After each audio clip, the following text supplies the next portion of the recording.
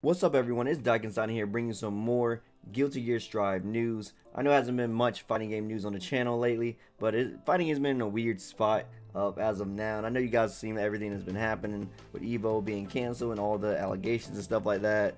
And it just hasn't been enough like news and stuff happening. But luckily, we got the Guilty Gear Strive news. And if you want to hear more about all that other stuff, don't forget to tune in to FGC Morning Tea. Happening next week, we'll be having the next episode live on my Twitch channel, twitch.com/DaikenXDan, and we'll be talking all about Evo and all the fighting game news that's been happening for the past month. So definitely tune in that show. I'll be posting on the community section to let you guys know when we're going live for that too. So yeah, but anyway, Good Year Strive developer backyards notes. They said they were going to do different volumes.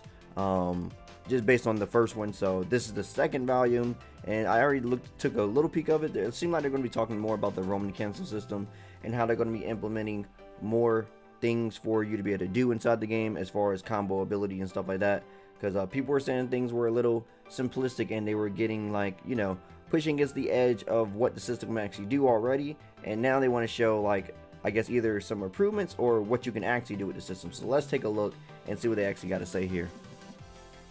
So it says, hello and thanks for reading Developer Backyards. This is Akira Katano, director of Guilty Gear Strive. I'd like to thank you all for many responses to Volume 1. Please read Volume 1 here if you haven't already, as our goal is to create a dialogue between us here at ArcSys Works and all of you. This time we'll be sharing the latest information about our development intent and our direction going forward. So, about Roman Cancel. Before we get into answering your questions and comments, I'd like to introduce a crucial system mechanic in this game, the Roman Cancel. What is a Roman Cancel? As the name implies, a Roman Cancel allows you to cancel your character's move. You can use it in many situations to get different benefits as you make your next move, in exchange for using meter. Effects of Roman Cancels.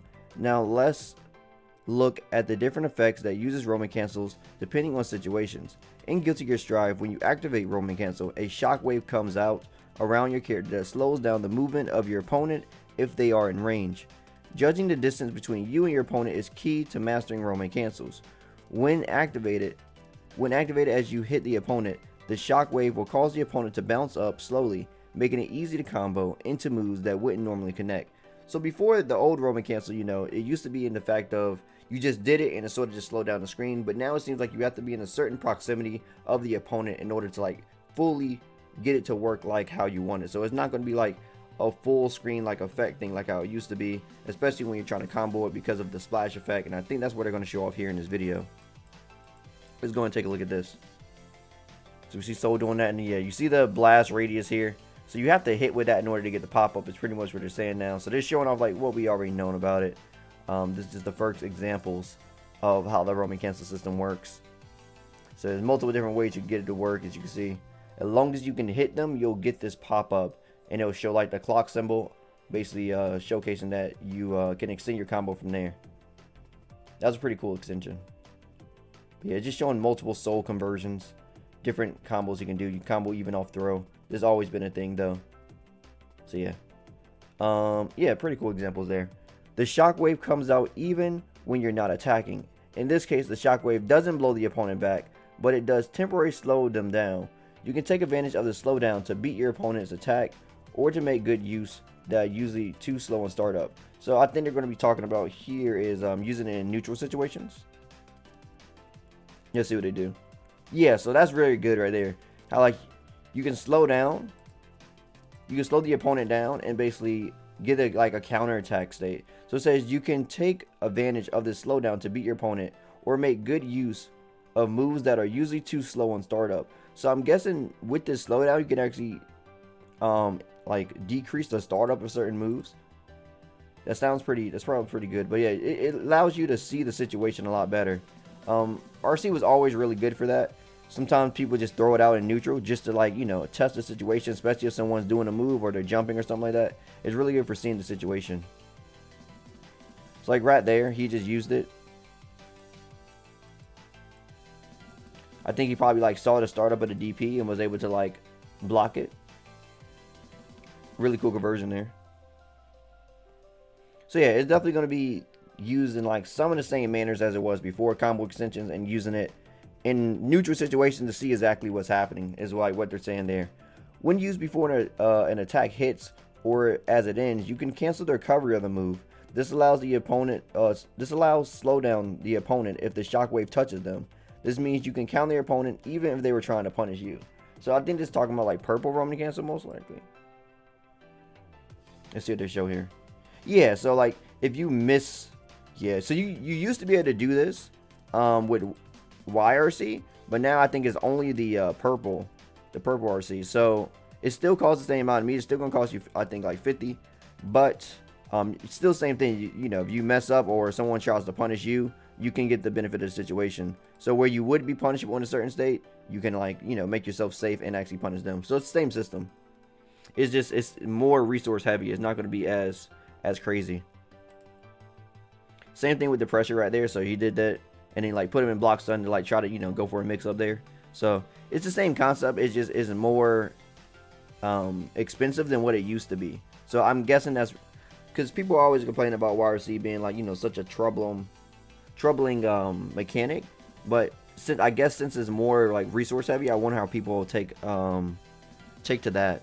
So definitely interesting that they did that, and it seemed like they're making it a little bit more simplistic too, as far as like the amount of like different versions there are. So like it could do different things, and like it's now like the burst mechanic too. But it seems like it's a little bit more restrictive because it has to hit the opponent at the same time. But it's not fully capitalizing on neutral always, because certain things do have to hit the opponent in some cases. Like when you're trying to do the extension and stuff. Or like I think this blast radius as well. Like you see how it's like it's touching him. So I think maybe if that doesn't touch him, maybe it won't work. Because once it touches him, you can see that that's when the clock comes on. So it's probably something like that. So it has probably to do with that blast radius. If the blast radius touched them, I think that's what I was talking about before, then that's when like it actually does the slowdown. So that's pretty interesting. So you have to be within a certain range in order to use this effectively. When activated while blocking an attack, the shockwave will push the opponent back, giving you a chance to get out of a sticky situation. So I think this is talking about the yeah, so this is like the burst of the game now. So basically, if they get touched by that, then it's basically like pretty much just slowing them down. Now, one thing I want to know is if you do something that's like if you were in a state where you can block it, like maybe if like you block us, like, you know, you safe jump them and then you block it, is it still going to do that? That I'm actually not sure of. Because most games, I mean, when it comes to this, if this is the burst of the game, then I guess it's a little bit different. But this is like the dead angle, I believe, not the burst. So like yeah, I made a mistake. I believe this game still had a burst when I played it. But so this is like the dead angle. So most dead angles in most games, you know, you can punish them for blocking them. So I wonder if you're still going to be able to block these as well, or the moment the radius hits you, you're kind of just stuck there. I don't know how too many people feel about this. The fact that it don't look like you can get a punish, but it definitely look, you know, it looked like it's definitely your turn. They look pretty close. So dead angles before used to push the opponent pretty far back, so it seemed like it was a neutral situation. But now it seems like you're just able to straight up start offense. Sometimes you could start off offense depending on the character, but not always you could start off offense when it came to doing a dead angle. I know some characters were like fast enough to get over there really fast and like at least do a meaty at the very most, or the very least. He's like right there, they were like stuck. It looked like they could almost get a punish. It's kind of weird how they put him in crouching state. I guess he was already doing a crouching normal. So I guess that was yeah. It just, you know, it's just two ways goes upward. So it just looks a little weird that he goes back to crouching state because of that. So what else they say in here? It says you can get the upper hand in any situation, both on offense and defense, just by making good use of roaming cancel mechanic. Next, I'd like to introduce some trickier use of mechanic for those of you who are veterans of the series or fighting games as a whole. Techniques using roaming cancel. The slowdown from roaming cancels lasts until the clock shown above the character head disappears. Because the slowdown continues even after your landing your attack, you can use this launching a strong offense. Also, if you input the motion for a dash just before the roaming cancel activates, you will move swiftly in the direction using roaming cancel. So I've seen people do this where you sort of like glide across the screen pretty much. It's a pretty effective way to like get over there. It's like someone's jumping at you and you're a little far away, you can sort of like micro dash into it and you'll be right above, I mean, they'll be like right above you because you sort of like glide when you do it and they're slowed down at the same time. So it gives you a better positioning to like, you know, try to get a punish or something, especially if they already committed to a normal. You can use this to move closer for a combo, move away to dodge an attack, or land quickly from the air. So land quickly from the air. So that sounds like it actually like has some gravity with it. Let's see exactly what it does. See, that seems pretty cool though. That don't really seem like it's going to mix anybody up though, because they can clearly see you're on the other side. So I don't know how effective that will be. Now if you could get an air normal from that, possibly. But yeah, you can see like he's slowly starting to go down. It don't seem like you, I don't know how effective that would actually be, to be honest. Ooh, so that's pretty cool. Now that's very unique. So RC always had like a bit of invincibility with it. It was always like a few frames of invincibility in certain situations and stuff. But now they're clearly showing here that when you do this thing, you can actually phase through projectiles if you time it right. So if you're running, this makes projectiles a little bit more scary to use in neutral, especially. I don't know, was this in the beta? I'm not sure. As far as like you being able to phase through it like that. So the fact that you can like start running and then you can do this and you get some invul and go through projectiles, that makes throwing fireballs to like catch someone running at you, especially if they got meter, really scary. Because you could definitely seem like you could get punished for that now. This game's all, especially Guilty Gear XR, has always been like very meter. Like the person who has like the most meter is usually in a more advantageous position, especially when it comes to the neutral situations. As far as the game, like the person who had the meter just could do more in the neutral situations, and it was more hard for the person who didn't have meter to make choices. Like the person, like one person had 100 meter and the other person had like 0. It was usually hard for the other person to do stuff because, you know, the slowdown and stuff and all the type of situations that the person with the meter could force just made the neutral more in their favor in that sense. So this could probably definitely be one of those cases as well. Also, a roaming cancel itself can be canceled with special moves directly after activation only, as you move even more quickly than usual afterwards. This can speed up your offense and allow the follow-up attacks to make good use of starter moves. Let's see what this one looks like.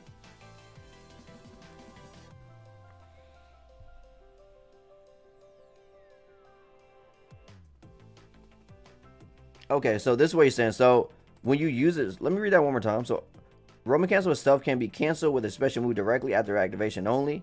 You could use it. Okay, so it basically is very subtle too. You could barely see it, but like you see the little like splash or like red right there. So rather than having to slow down, it's like extremely fast. You gotta do it like the moment you do it, and you can make it like an extremely fast situation. So that's what he did right here, like right there. I think it was actually, yeah, right there. And you can see he popped them up, and he like extend the combo off that. So that's pretty cool. So it's a way to like make it faster. I wonder what's the advantage of this going to be. So you can speed up your offense and allow follow-up attacks to make good use of starter moves. The slowdown seems pretty good. So I wonder like what this is going to bring different than what the slowdown, because the slowdown you have so much time to do what you want, including like bigger startup moves. Like I don't know if like off of that you're going to have time to do like you know, Bandit Bringer or something like that. But off of the slowdown, you could do whatever you want. You could do like 2H into like, you know, whatever you want. Oh, they're showing that now. Yeah, that's always been a thing, like doing some weird stuff like that. Some tricky stuff, yeah. All right, it says these techniques can be used simultaneously as well. So let's see what they got here. So yes, okay, so we're definitely seeing like more combo opportunity using the Roman cancels here. So yeah, you're using the fast one.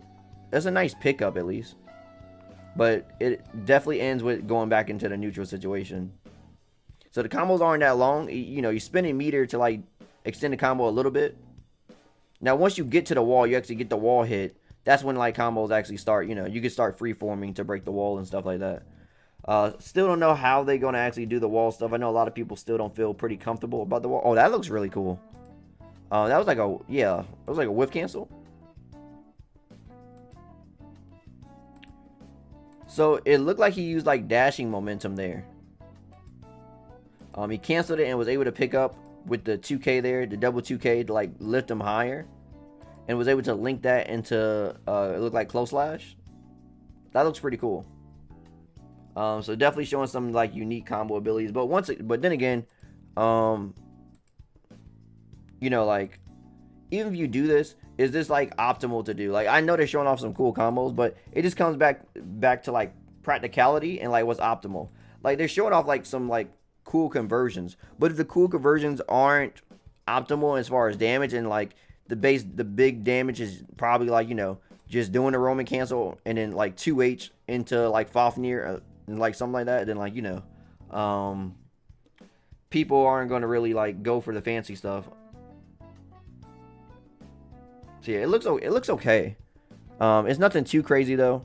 I see what they're trying to go for. They're definitely trying to make the game feel a little bit more fleshed out when it comes to these combos, because I know a lot of people were saying like, once again, they were like hitting the threshold of what the game was able to like offer them when it came to their combos and stuff like that. They were like just hitting against the wall already on the beta, which is very bad. You shouldn't be hitting against the wall of like what the system can actually offer you in a beta. You know, there should definitely be something more there that we should be able to experience and be able to like come up with, especially when the game fully comes out. But if you're reaching those thresholds of what the system could do inside the beta, then that's not a very good sign. So I think they're just really trying to address that and show what the system can do. And I don't know if some of these are changes, or they haven't stated that some of these are changes, but some of them probably can be changes, or it's just showing more what the system can do, and we weren't like actually, some of the stuff was already figured out, but they're just showing like more advanced techniques and stuff like that. So like I said, I don't know if these are actually, some of these are changes or not. What do they say here? So answering questions.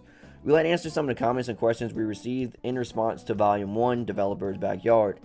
As with last time, Akira Katano and General Director Daisuke Ishiwatari will respond. Question 1. I believe that the UI moving as the health bar decreases is connected with the idea of decreasing the eye movement requires to check each gauge you mentioned last time. What is the idea behind this? Our goal was to make it so that players could check their health bar and burst gauge in a single glance. As a result, however, the players could no longer look at a fixed place on the screen to check their gauge, meaning they had to search for it. We heard your feedback and reconsidered our own thinking, so we're planning to change the UI movement. Yeah, so this is a big problem. So like your burst gauge kept moving with your health, and the thing about it is like, you know, people are already bad at looking at the screen for information as it comes. But when your gauges are moving, they were trying to like decrease the eye movement, but what it did is it increased the eye movement, because now you no longer know where your burst is. You know, if your burst is a static place, you just know where always to look at it. Is right there in the like usually in the top left corner where your health bar starts at. But with it constantly changing with your health bar, you got to now find where your health is, and where your health is will now tell you where your where your burst is. So it's like you got to look at one place to find the other place, and it's like it's too much eye movement. It's like it's a little bit more thinking than what it always used to be. Before, you just knew where it was at. It was the static location, and you just glance real quick, and then you do whatever you're doing. But now you have to like think of a process, and it's a little bit more mentally taxing to do that. So people understood what they were going for once they stated it, but it just probably wasn't implemented very well. So let's see what question 2 says. In the previous interview, you mentioned that you wanted to create a greater degree of freedom in combos than the previous games. However, in the closed beta test, using the same moves multiple times in a combo, Bandit Bringer for example, was extremely simple and powerful. So it seemed like everyone was using the same combos. I apologize if this impression is incorrect. I feel that this is a departure from your intent. How do you intend to correct this? So like I was saying before, they were showing off some really cool combos, but it's like if the big optimal combos is going to be doing the same few moves over and over to like break the wall and to get the most damage, then all the like fancy like 2K picks-ups and stuff like that that's going to scale your combo isn't really worth it if that's not really going to be the optimal things you're going to do. So this is a pretty good question that they should probably address. So let's see what Mr. Katano said here. By itself, the existence of combos include the same moves more than once isn't against our development intent. We really want to remove the concept, for example, move A only combos into move B. However, in the beta test, there were almost no advantage to using complicated combos instead of simpler or easy combos. Yeah, because the damage was really high. One flaw we discovered in the test was that only one combo route left an impression, and there wasn't enough to inspire players to experiment. As far as how we will fix this, I'll apologize, but I can't give a generalized answer. We're continually making adjustments to many elements of the game, such as damage, duration, attack properties, meter, the impact of previous moves, as well as mechanics new to the series. So, it really didn't give an answer, to be honest. But what he's basically saying here is like, it's still a work in progress as far as that. They understand that people were like going to certain things because it was just super high damage, and they're adjusting the damage and the duration and stuff like that. So with more damage nerfs and duration nerfs, maybe people will be trying to do different routes in order to optimize how much damage you're getting after they nerf duration and damage on certain starters and stuff like that. So once that's finally like adjusted, and like attack properties, like maybe what's giving you like launchers into wall bounces and stuff, or what combos into what, then maybe we'll be looking at different things, because 2H comboing into the the bandit bringer and stuff like that was definitely pretty nuts. Maybe it'll still be a thing, I don't know, but yeah, it definitely gave you a lot of damage, so it left little room for like trying to like explore different options when that was already such a damaging option, especially for a beta. Where you had limited testing at your disposal. So it seems pretty good. So let's see what question 3 says. I have a question for Mr. Ishiwatari as the character designer. I'd like to know your intentions behind the redesigns in this game. I'd also like to know if there is a theme behind the design of Guilty Gear Strive. I have a question for Mr. Ishiwatari as the composer. I'd like to know why there are so many vocal character themes in the game. Also, are the lyrics to the character themes based on the character's feelings and perspective? So it's interesting because some people don't like the vocal tracks in the game. There's so many vocal tracks, not a lot of people. Some people are saying like this Guilty Gear isn't really feeling like Guilty Gear, especially like some of the music isn't really feeling Guilty Gear.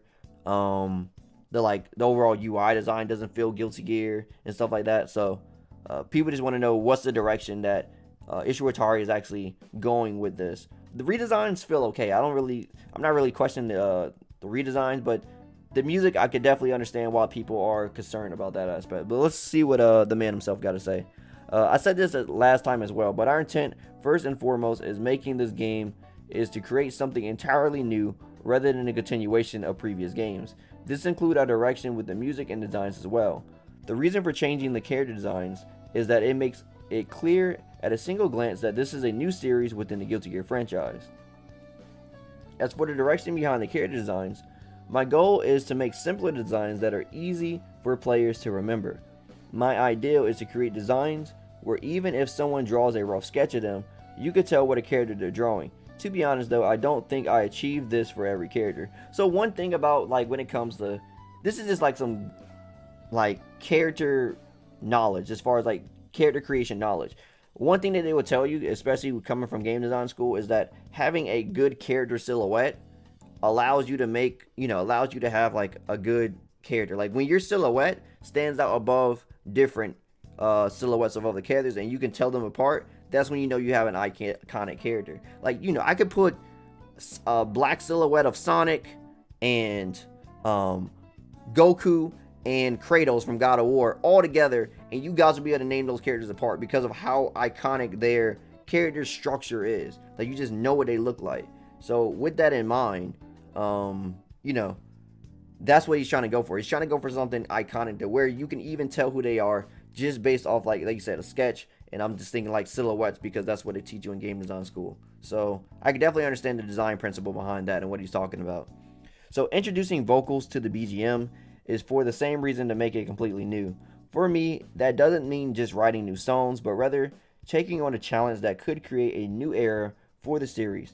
The lyrics reflect the characters' perspectives and backgrounds. So okay, so the lyrics are reflective of the characters. So that's good to know. So the lyrics aren't actually like completely different. They're not just there. They actually are a part of the characters and like their perspective on things and stuff like that. So that's very good.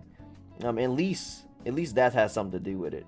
But like you said, they're trying to create something new. So he's definitely trying to go for something new here, which I understand.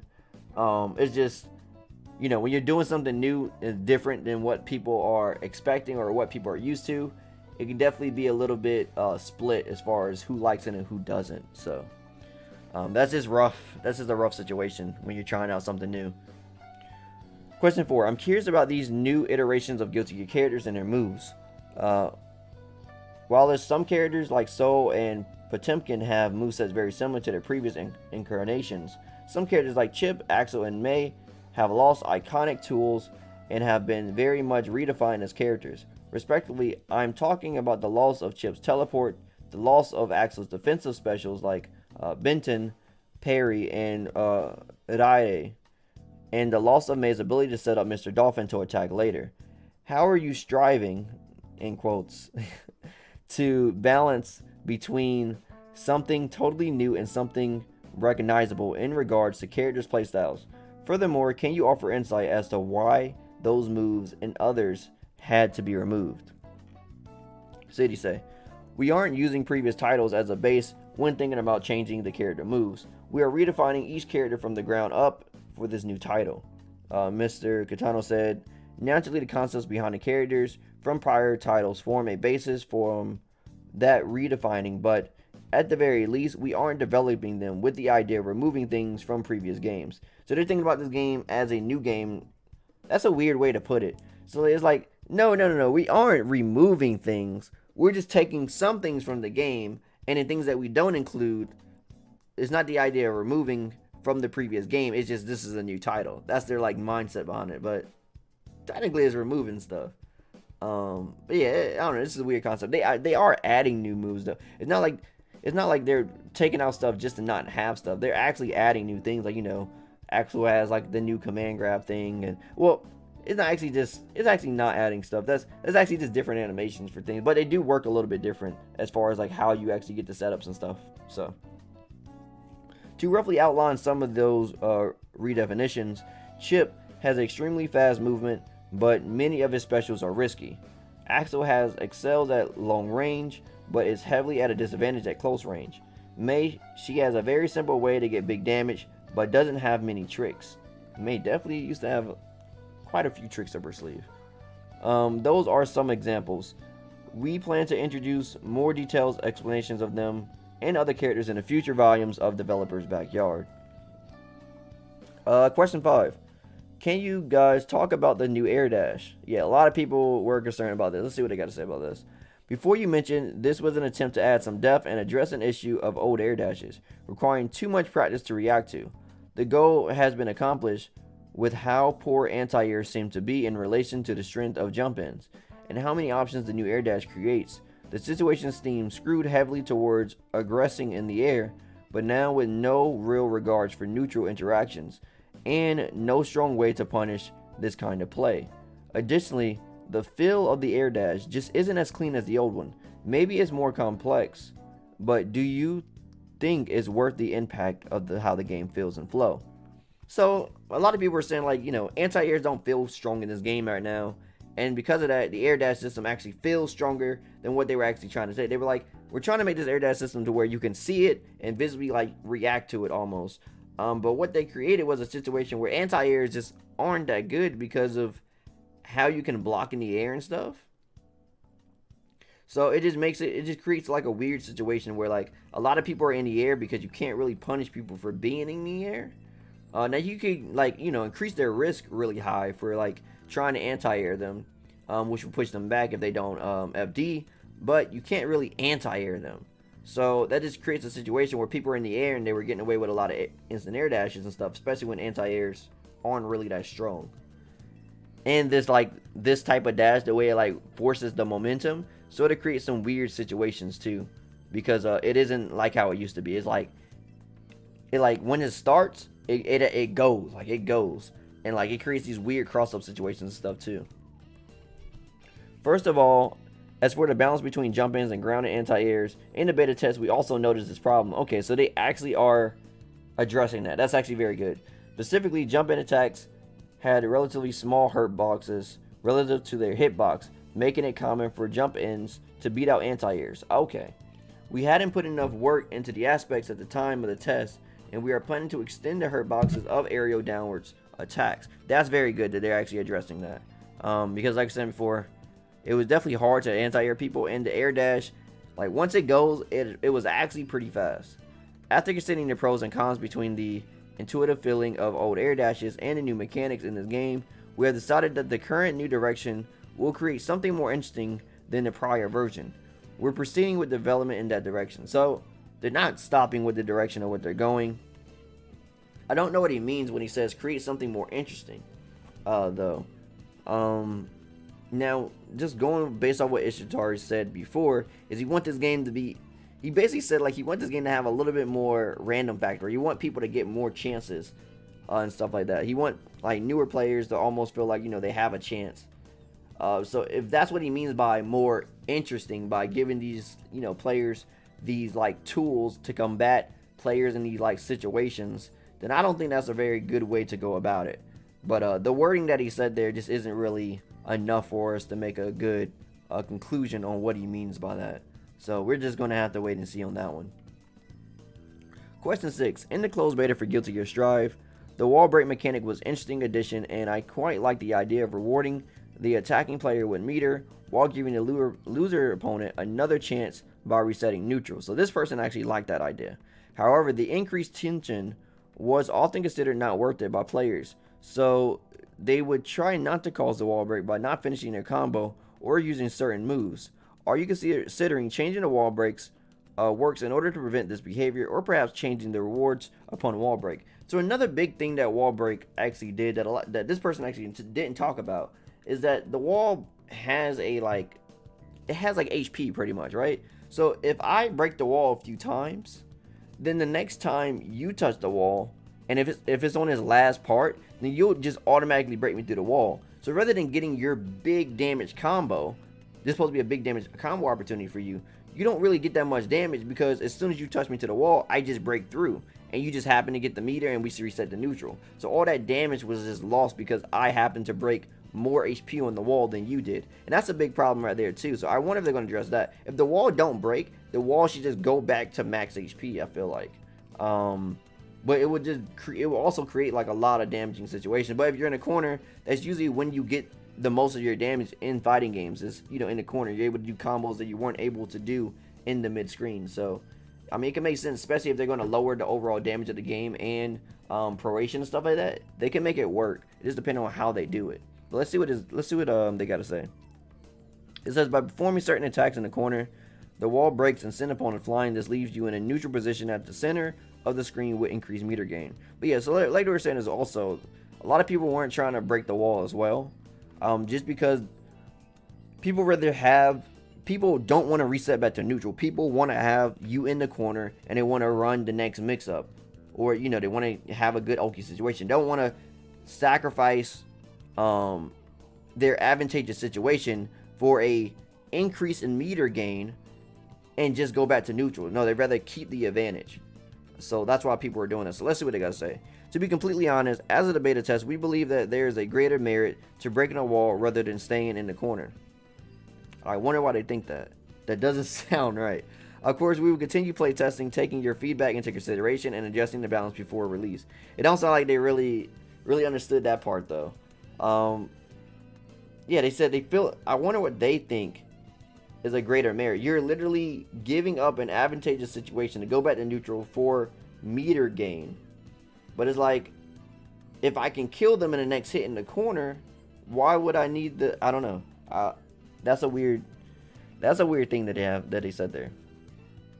However, we do not intend to completely deny the choice, not breaking the wall. I feel that this is one element of freedom and mischief in the good sense. Interesting. They got a video there too. I don't know what that video is. What is currently the most difficult aspect in developing this game? Creating a new feel and new excitement out of the genealogy of Guilty Gear. I can definitely see that. And I think that's pretty much it. So about future volumes of Developer Backyard. So that's all for volume 2 of Backyard. Thank you for reading the end. We're planning to announce the next character in August. Okay, so next character in August. Yeah, we do remember that. Hopefully it's Elfelt. I want Elfelt. I don't know who you guys want. Let me know who you guys want for that. But I definitely want Elfelt since Rhymethod's has got announced. So we'll see. We're currently accepting submissions via the form below for topics you'd like us to cover in future volumes. That's good. So not only are they like... Because last time they had like a feedback section, but now they're trying to like say, hey, if you want to be a part of these developer notes and like, you know, give us ideas of what to talk about, then, you know, tell us here. So please be aware we can't answer questions about the characters, about what characters, obviously, yeah, what characters will appear or playable in Guilty Gear Strive. Also, we can't answer everyone's submissions. Makes sense. They get a lot of questions. They can only answer a few, and of course, there's certain things that they can't obviously tell us, like which characters are going to be in there. Don't ask, stupid questions like that. But yeah, so it's pretty interesting. I think the questions were a little bit more engaging than the actual like Roman cancel stuff itself. Like I said, most of this we pretty much knew. Some of it the one thing I probably didn't knew was like the quick version, but I think I've seen that before, so I don't think it was completely new in the sense. So I think this is basically telling us about the Roman cancel system, because a lot of people were confused about like all the things that it could possibly do, and they wanted to show us, like different techniques that people probably weren't aware of and stuff like that. So I guess it's pretty good that they actually did this, and they gave us some examples too, some video examples. That's really good that they actually gave us some like video examples of how to use what they were saying. But the questions seem to be the most engaging. But yeah, so once again they have their certain direction of what they want to go with this, and that's definitely understandable.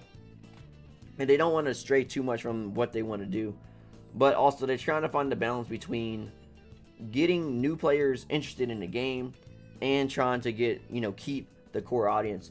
But a lot of people just think they're going about it the wrong way, and myself included. The best way to get people like into stuff, honestly, is like to keep the game like how it is, keep the game complex in nature, and just apply good like learning tools. Like they had pretty good learning tools, but you just gotta make the learning process more interesting, and I think that will keep people more engaged. And trying to find a balance between like the matchmaking of the game and keeping it to where players know which players are on their level, while decreasing the feeling of losses. If you could somehow decrease the bad feelings of losing the process, because you're going to lose a lot in a new fighting game, so you can somehow make the process of losing don't feel as bad, and give the players good options to learn the game and make it fun. I think you can increase the interest of newer players while still keeping stuff for them to learn in the future. If you make the game more simplistic, then not only are you going to create a barrier for your older players, but when the new players start understanding the game more, they're going to realize that there's not really much more for them to learn, and that's not a really good situation for them to be in. Rather than there's a lot more for them to learn, and they can slowly see how they progress over time, because the game gets more complex as they go along. But yeah, that was pretty long. I can't wait to see more of these notes. I can't wait to see the character that's going to be introduced, but we will definitely have to wait for that. Anyway, guys, I know this is a longer video, but definitely wanted to read all the notes with you guys. Let me know what you guys think about the developer notes. What you think about the questions? What do you think about the direction of the game and how the developers feel? I definitely want to hear what you guys think down in the comments below. But anyway, if you like anything I had to say, drop me a like. I greatly appreciate it. And if you want to hear more from me, follow me on my socials. Also, don't forget to subscribe and turn on notifications so you know the next video goes live. As always, my name is Daiken, and I'll see y'all next time. Signing out.